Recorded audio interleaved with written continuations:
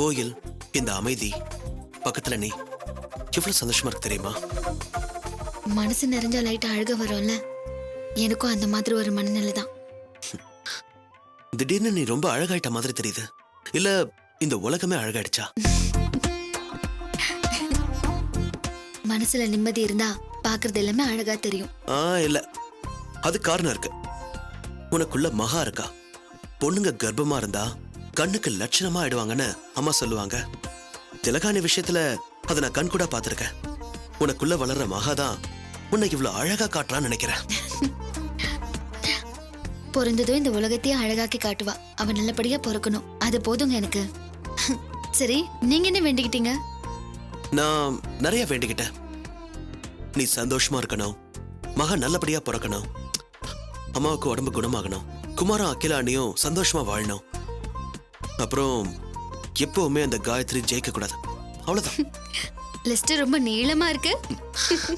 வேண்டணும்னு நினைச்சா எல்லாருக்கும் 1000 ஆசையும் 1000 பிரார்த்தனையும் இருக்கும் இல்லையா? சரி, நீ என்ன வேண்டிக்கிட்ட? பெருசாலாம் வேண்டிக்கல. எல்லாருமே நல்லா இருக்கணும், இனி நடக்கிறதெல்லாம் நல்லபடியா நடக்கணும், அவ்வளவுதாங்க. என்னாச்சு? ஏன் கடைசியில உன் முகம் வாடுது? இல்ல, எல்லாமே நல்லபடியா நடக்குது. நான் எப்படி எல்லாம் ஆகணும்னு அப்பா நினைச்சாரோ அப்படி எல்லாமே ஆயிட்டேன். இதோ இப்போ ஒரு குழந்தைக்கு அம்மாவும் ஆக போறேன். ஆசைப்பட்டு வளர்த்தவருக்கு ஒண்ணு கூட கண்ணார பார்க்க கொடுத்து வைக்கல. எல்லாத்தையும் கேட்டு கேட்டு அவர் சந்தோஷப்பட்டா எப்படி இருக்கும்னு நினைச்சேன். என்னமோ இன்னைக்கு அப்பாவோட ஞாபகம் அதிகமா இருக்கு.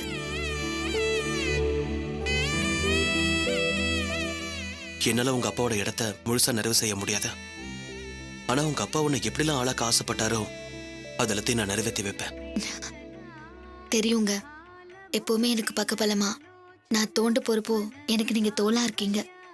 சொல்ல போனா ஒவ்வொரு ஆணும் தான் அம்மா மாதிரியே மனைவி வேணும்னு நினைப்பான். ஒவ்வொரு பொண்ணும் தன்னோட அப்பா மாதிரியே புருஷன் வேணும்னு நினைப்பா. நீங்க நினைச்ச மாதிரி நான் இருக்கேனோ இல்லையோ, ஆனா நான் நினைச்ச மாதிரி தான் நீங்க இருக்கீங்க. ஆனாலும் அப்பா ஞாபகம் வரதை தவிர்க்க முடியல. சத்யா, உங்க வீட்டுக்கு போய் உங்க அம்மாவை பார்க்கலாம். என்ன சொல்றீங்க? அப்பா ஞாபகம்னு சொல்ற, அட்லீஸ்ட் உங்க அம்மா பார்த்தாலாவது கொஞ்சம் ஆறுதலா இருக்கும்ல? ஆமாங்க, எல்லாருக்கும் ஃபோன் பண்ணி நான் கர்ப்பமா இருக்கேன்னு சொன்னீங்க, அம்மாவுக்கு சொல்லவே இல்லையே. ஆமால, லேட்டா சொன்னா வருத்தப்பட போறாங்க. நேரா போய் சொல்றதா சரியா இருக்கும். சரி. சத்யா, அம்மா.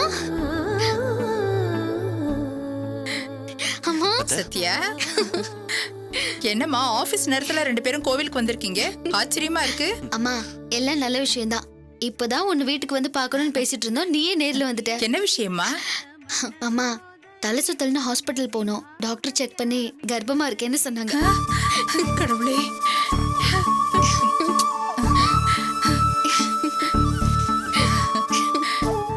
எவ்வளவு நல்ல விஷயத்த நீ கோவில வச்சு சொல்லியிருக்க. ரொம்ப சந்தோஷமா இருக்கு சத்யா. இத பாரு, இந்த தடவை கண்ணும் கருத்துமா பார்த்து என் பேத்தியை பெத்து என் கையில கொடுத்துடணும். எப்படிமா கரெக்டா பேத்தின்னு சொல்ற? இவர்தான் எப்பவுமே மகா மகான்னு சொல்லிட்டு இருப்பாரு. எனக்கு என்னமோ தோணுச்சு சொன்னேன். இந்த கோயில வச்சு சொன்ன வார்த்தை பலிக்கட்டுமே. அந்த மகாலட்சுமியே உன் வீட்டுக்கு வரட்டுமே. மாப்பிள்ள, நாளைக்கு இவளுக்கு வாய்க்கு ருசியா ஏதாவது பண்ணி எடுத்துக்கிட்டு வீட்டுக்கு வந்து பாக்குற மாப்பிள்ள. அது உங்க பாடு, உங்க பொண்ணு பாடு. எல்லா விஷயத்தையும் 2 பேரும் நல்லா நிதானமா பேசிட்டு கிளம்புங்க. நான் ஒரு முக்கியமான இடத்துக்கு போக வேண்டியிருக்கு, கிளம்புறேன். எங்க பிரகாஷ் திடீர்னு? இந்த விஷயத்த முதல்ல யார்கிட்ட சொல்றதுன்னு உனக்கு ஒரு பிளான் இருக்கும். அதே மாதிரி கடைசியா யார்கிட்ட சொல்லணும்னு எனக்கு ஒரு பிளான் இருக்கு. நீ கர்ப்பம்னு நம்ம எதிரிகிட்ட சொல்ல வேண்டாமா? லைட்டா அவளை வயிறு வைக்க வேண்டாமா? நான் போயிட்டு வந்துடுறேன். நீ உங்க அம்மாட்ட பேசிட்டு வீட்டுக்கு போயிடு. சரிங்க, பாத்து போயிட்டு வாங்க. சரி, வரேன். சரிங்க மாப்பிள்ள. அம்மா, ரொம்ப சந்தோஷமா இருக்குமா. என் வயித்துல பாலை வாத்துட்ட. சரி சரி, வா அப்படியே உட்காந்து பேசலாம். ஒட்டு மொத்தமா நம்ம இமேஜையே டேமேஜ் ஆக்கிட்டாங்க. தோத்துக்கிட்டே இருக்கமேக்கா, இது இப்படியே விட்டுற கூடாது. ஏதாவது ஒண்ணு செஞ்சே ஆகணும். இப்ப நீ வெளியில இருக்க, இன்னும் நீ முன்ன விட வெறியோட அடிக்கலனா காயத்ரி உள்ள இருந்தாலும் ஒண்ணுதான் வெளியில இருந்தாலும் ஒண்ணுதான் நினைச்சிட மாட்டாங்களா? ஏதாவது பண்ணியே ஆகணும்க்கா. ஏய், என்ன டிஸ்கஷன்? அதான் கல்யாணம் முடிஞ்சதுன்னு விட வேண்டியதானே? அதை பத்தியே பேசிக்கிட்டேன். அவ கன்சீவ் ஆனது நேச்சுரலான விஷயம். அதையே சொல்லி சொல்லி காயத்ரி வெறுப்பேத்திட்டு இருக்க. நிச்சயம் அவ ஏதாவது பண்ணணும்னு யோசிப்பா. நீ தூண்டி விட்டு தான் பண்ணணும் அவசியம் எல்லாம் ஒன்றும் இல்லை. என்ன சார் மறுபடியும் புது ப்ராஜெக்ட் கம்பெனில இருந்து மெயில் வந்திருக்கு சார். டிலேன்னு கத்துறாங்க சார். ஏதாவது முடிவு கட்டி ஆகணும் சார். ச்சே, டெய்லி இதே பிரச்சனையா இருக்க. கன்ஸ்ட்ரக்ஷன் என்ன தோசை சுட்டு பிளேட்ல வைக்கிற வேலையா? கட்டடம் கட்டி முடியணும்ல. அதுல கொஞ்சம் முன்ன பின்ன ஆகதானே செய்யும். அவங்களுக்கு இதெல்லாம் புரியவே புரியாதா? மற்ற சைட்லாம் பிரச்சனை இல்லை சார். ஈஸ்ட் தாம்பரம் சைட்டு தான் சார் பிரச்சனை. முக்கியமா நம்ம ரா மெட்டீரியல்ஸ் சைட்டுக்கு போறதான் சார் பிரச்சனையா இருக்கு. முன்னாடி ராஜா நகர் வழியா போயிட்டு இருந்தோம். சைட்டுக்கு போறதுக்கு 15 நிமிஷத்துல போயிடலாம். இப்ப நேர் நகர் வழியா சுத்திட்டு போறதுக்கு எக்ஸ்ட்ரா 7 கிலோமீட்டர் ஆகுது சார். இப்ப இருக்கிற டிராபிக்ல ஒரு ட்ரிப்புக்கு 2.5 மணி நேரம் ஆகுது சார். என்னத்த செய்யறது? பேசாம இன்னும் 4 லாரியை எக்ஸ்ட்ரா ட்ரிப் அடிக்க சொல்லுங்க. நஷ்டம்தான். ஆனா என்ன பண்றது? ஒர்க் லேட் ஆகுதே. ஏன் எதுக்காக அப்படி சுத்திக்கிட்டு போனோம்? எல்லாம் அந்த சத்யாவால தான் மேடம். வெள்ளம் வந்தப்போ ஆக்கிரமிப்பு பகுதின்னு இடிச்சு நிரப்பி செவுரு கட்டிட்டாங்க மேடம். இதனால ரா மெட்டீரியல்ஸ் போறது வர்றது கன்ஸ்ட்ரக்ஷன் ஒர்க்னு எல்லாமே லேட் ஆகுது மேடம். இப்ப இருக்கிற கண்டிஷன்ல நாம 7வது ஃப்ளோர் வரைக்கும் இந்த மாசம் முடிச்சிருந்திருக்கணும். ஆனா 4வது ஃப்ளோரே இன்னும் முடியல. வேலை பார்க்கறவங்க மெட்டீரியல்ஸ் இல்லாம சும்மாவே இருக்காங்க மேடம். கணக்கு பார்க்க பயந்துகிட்டு நஷ்டத்தை நானும் யோசிக்கல. நிச்சயம் இந்த ப்ராஜெக்ட்ல செம்ம அடி வாங்குவோம். என்ன நம்பினீங்க? இவ்ளோ பெரிய ஆளா இருந்துகிட்டு அந்த சத்யாவுக்கு பயந்துட்டு இருக்கீங்க? சத்யாவுக்கெல்லாம் நான் பயப்படல. அவளோட போஸ்டிங்க்கு தான் நான் பயப்படுறேன். கவர்மெண்ட்ங்கிற பேருக்கு நான் பயப்படுறேன். நான்சென்ஸ். அதெல்லாம் விட்டு தள்ளுங்க.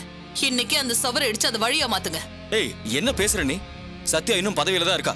அவ சஸ்பென்ஷன்ல இருக்கான்னு நினைச்சிட்டு இருக்கியா? So what? செஞ்சு காட்டுவோம். அவ பதவியில இருக்கிறப்பவே அவளை ஜெயிச்சு காட்டினாதான் நமக்கு பெருமை. நமக்கு செல்வாக்கு, இன்ஃப்ளூயன்ஸ், பணம் எல்லாம் இருக்குல்ல. ஏதோ வெள்ள நேரத்துல உணர்ச்சி வசப்பட்டு அப்படி பண்ணிட்டா. இப்பதான் எல்லாம் நார்மலா இருக்கே. ஆரம்பிக்கலாம் நம்பி. அப்படிங்கிற? யோசிச்சு பாருங்க. இப்போ சென்ட்ரல் மினிஸ்டரே உங்களுக்கு ஃபேவரா இருக்காரு. அந்த சத்யா ஆஃப்டர் ஆல் ஒரு தாசில்தார். அவ என்னவோ மினிஸ்டர் லெவலுக்கு பில்டப் கொடுத்து ஆடிட்டு இருக்கா. நீங்க எவ்வளவு பெரிய பிக் ஷாட். சாதாரண தாசில்தார தூக்கி எறிய முடியாதா? நாம எகிரி அடிச்சா அவளால ஒண்ணும் பண்ண முடியாது. அவ சாதாரண கிள்ளுக்கீரன்னு நாம இந்த சிட்டிக்கு காட்டுவோம். அவ சீட்ல உட்கார்ந்து இருக்கப்பவே ஓங்கி அறையணும். முதல்ல அந்த சென்ட்ரல் மினிஸ்டர் கிட்ட பேசுங்க. உடனடியா வேலையை ஆரம்பிங்க. அவளால என்ன செய்ய முடியும்னு பாப்போம். ஆரம்பிச்சிட வேண்டியதா? அவளுக்கு தீராத குடைச்சல் கொடுங்க. சென்ட்ரல்ல இருந்து ஸ்டேட்ல இருந்து அவளுக்கு தொடர்ந்து பிரஷர் கொடுப்போம். அவ துடிக்கணும். அவகிட்ட மோதி பாத்துருவோம். அவளை நாம ஜெயிச்சே ஆகணும் நம்பி. சத்தியான புலி சிங்கம்னு ஒரு இமேஜ் இருக்குல்ல, அதை நாம உடைக்கிறோம். சத்யா ஒரு கிள்ளுக்கீரை செல்லா காசுன்னு இந்த ஊருக்கே புரிய வைக்கணும். இப்போ நம்ம டைம். இன்னைக்கே நம்ம வேலையை ஆரம்பிக்கிறோம் நம்பி. ஆமாங்க ஐயோ, அவளை விடக்கூடாது. கவர்மெண்ட் கிட்ட காசு வாங்கி பிழைக்கிற ஒரு சாதாரண ஆபீசர் அவ. என்னையே ஜெயிக்கிறதா? நீங்க ஜஸ்ட் லைக் தட்னு ஊதி தள்ளிடுவீங்க நம்பி. உங்களுக்கு இருக்கிற செல்வாக்குக்கு அவள ஒரு ஆளே கிடையாது. இந்த விஷயத்துல அவளை தோக்கடிச்சு காட்டுவோம். கல்யாண விஷயத்துல தான் தோத்துட்டோம். இந்த விஷயத்துல ஜெயிச்சு நம்ம பெருமையை வெளியில காட்டுவோம். என்ன சொல்றீங்க? பண்ணிட்டா போச்சு. மினிஸ்டர் தம்பியும் நானும் சேர்ந்து தானே சத்யாவை வேலை விட்டு தூக்கணும். இந்த விஷயத்துல மினிஸ்டர் வீடு தேடி போய் அவகிட்ட மன்னிப்பு கேட்டதுல அவர் கோவமா தான் இருக்காரு. பழி வாங்க துடிச்சிட்டு தான் இருக்காரு. இத சொன்னா போதும், கண்டிப்பா எனக்கு சப்போர்ட் பண்ணுவாரு. நீ கவலையை விடு டார்லிங். இன்னைக்கே அந்த வேலையை ஆரம்பிக்கிறேன். All the best Nambi. Okay, bye darling. Okay சாமி. அக்கா, நீ ஏதோ புதுசா பிளான் பண்ற மாதிரி இருக்குக்கா. அந்த நம்பியை இப்படி ஏத்தி விட்டுருக்க. இந்த காயத்ரி ஒரு சொல் சொன்னா அதுக்கு 1000 அர்த்தம் இருக்கும். இன்னைக்குதான் நான் ஆரம்பிக்க போறேன். இத வச்சு நிறைய வேலை பண்ண வேண்டியது இருக்கு. அடுத்தடுத்து நான் அடிச்சு ஆடுற ஆட்டத்தை பாரு. சரிக்கா, அப்ப நான் கிளம்புறேன். வினோ, எனக்கு ஒரு காஃபி போட்டு தரியா? ஓகேக்கா.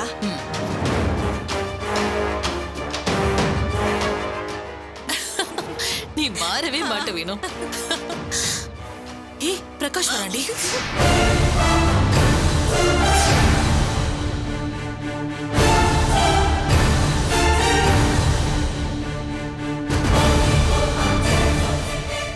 என் வீடு தேடி வர அளவுக்கு உனக்கு தைரியம் வந்துருச்சா?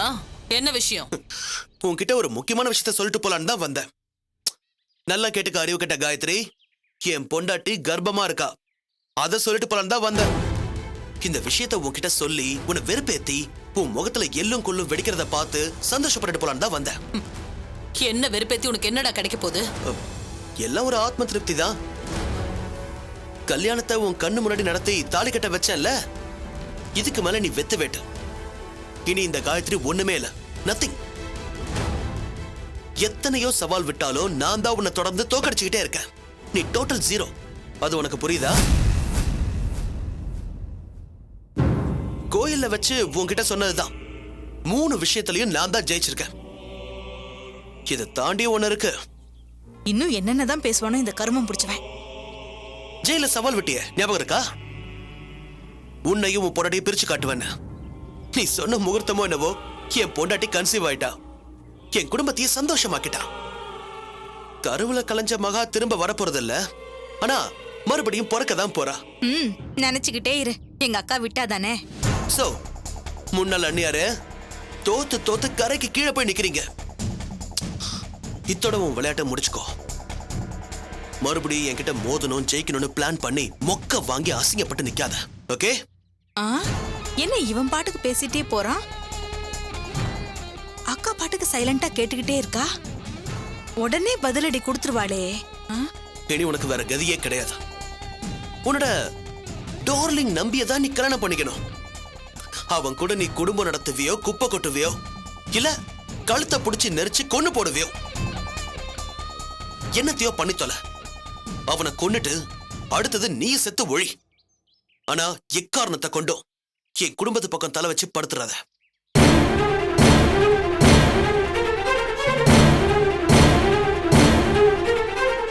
இனி காலத்துக்கும் இந்த சனியோட முகத்துல முழிக்க வச்சிடாத கடவுளேன்னு கோயிலுக்கு போய் கும்பிட்டுட்டு தான் வரேன்.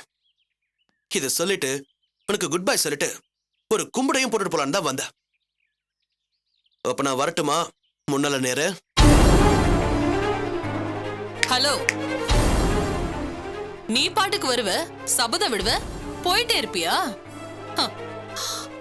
ஏதோ கொஞ்சம் லைட்டா அசந்துட்டேன், அதனால நான் தோத்து போயிட்டதா அர்த்தமா? இப்ப சொல்லட்டுமா, நான் எதுலயும் தோக்கல கொழுந்தனாரே, சின்னதா சறுக்கு இருக்கேன், அவ்வளவுதான்.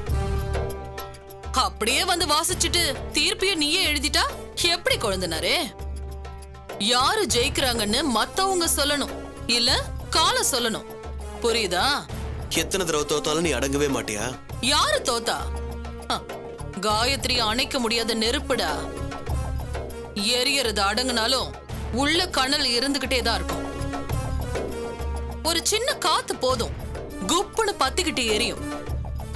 எதிர்த்து நின்னவங்கள எரிச்சு சாம்பல் ஆக்கியிருக்கேனே தவிர என்னைக்குமே நான் அணைஞ்சு போனதில்ல, அணைஞ்சும் போக மாட்டேன். என்ன சொன்ன? கல்யாணத்தை நடத்தி காட்டிட்டியா? சரி, அதுக்கப்புறம் உங்க அண்ணன் வாழணும்ல, அங்க வெப்பண்டா செக்கு. ஏதோ ஒரு முறை இப்படி ஜெயிச்சுட்டா என்னமோ உலகத்தையே ஜெயிச்சிட்ட மாதிரி நினைப்பா உனக்கு? இந்த காயத்ரி சொன்னதுதான்.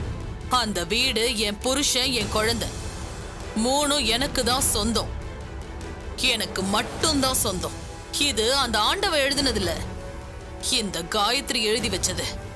அவ அதை அடைஞ்சே தீருவா, புரிஞ்சுதா? ரொம்ப கூவாத. தோத்து போனதுல உனக்கு பைத்தியம் பிடிச்சிருக்குன்னு நினைக்கிறேன்.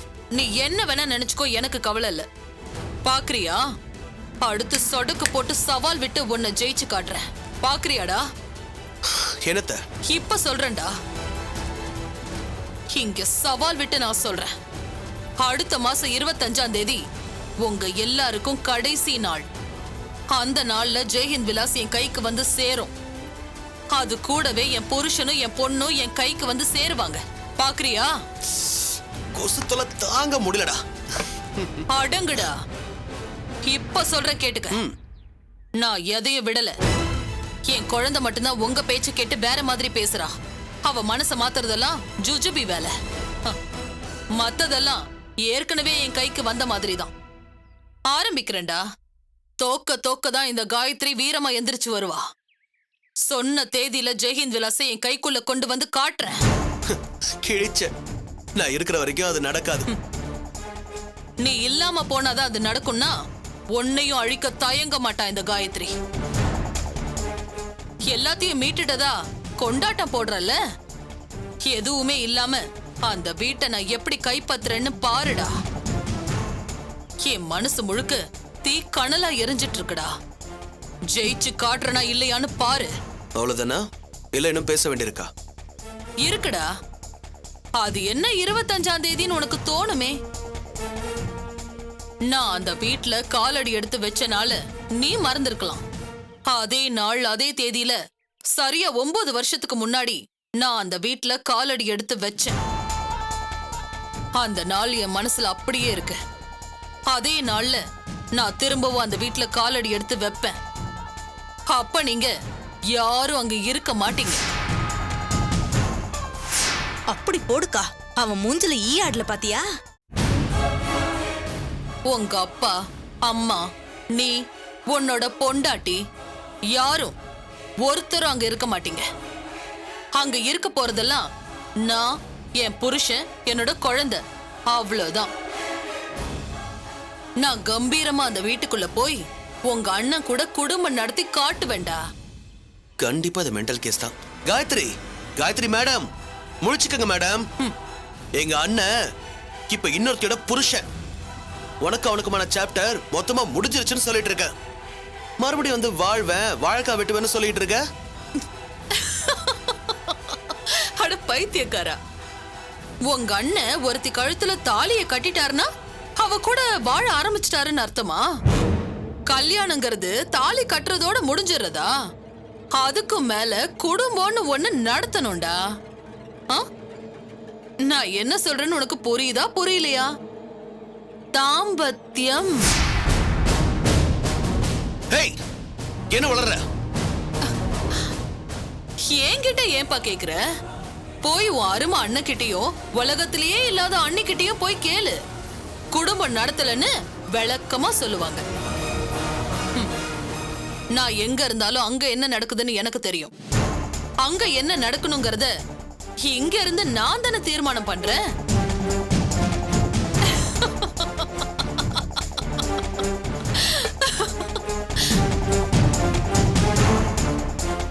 நான் சொன்ன தேதியில உங்க அத்தனை பேரையும் வீட்டை விட்டு துரத்தி சொன்ன மாதிரி என் சபதத்தை நிறைவேத்தல நான் காயத்ரி இல்லடா. செஞ்சு காட்டுறனா இல்லையான்னு பாருடா.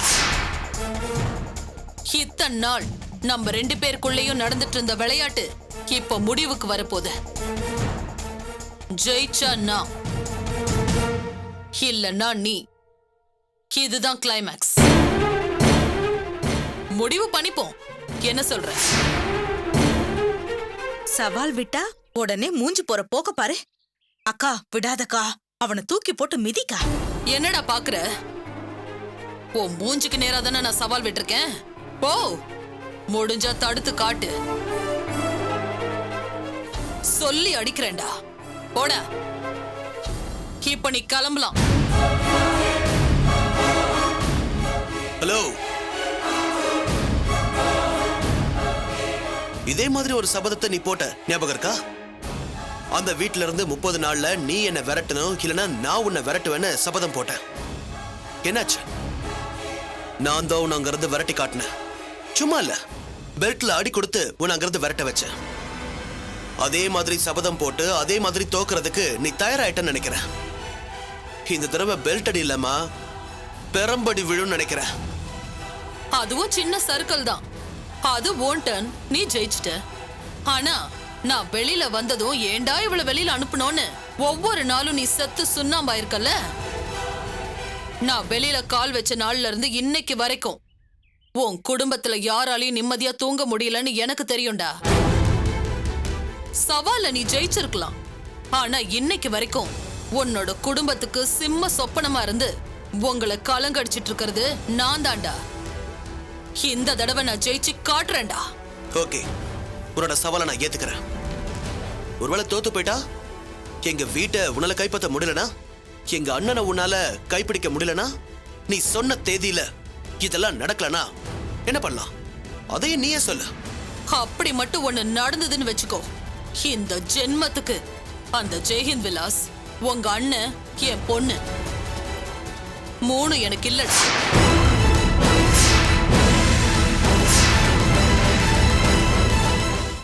நான் அவ்வளவு சொல்லியும் நீங்க யாரும் கேட்கல. பண்ணுங்க, எல்லாரும் கீழே இருக்கிற சப்ஸ்கிரைப் பட்டனை பிரஸ் பண்ணி நல்லா சப்ஸ்கிரைப் பண்ணுங்க. அதோட ஏன் நிறுத்துறீங்க? அப்படியே சப்ஸ்கிரைப் பட்டனுக்கு பக்கத்துல இருக்கிற நோட்டிபிகேஷன் பெல் சிம்பலையும் பிரஸ் பண்ணுங்க. அப்பதானே அந்த சத்யா பிரகாஷ அதான் உங்க சாகாஷ நான் என்ன கதி பண்ண போறேன்னு நீங்க ஃபர்ஸ்டா பார்க்க முடியும்.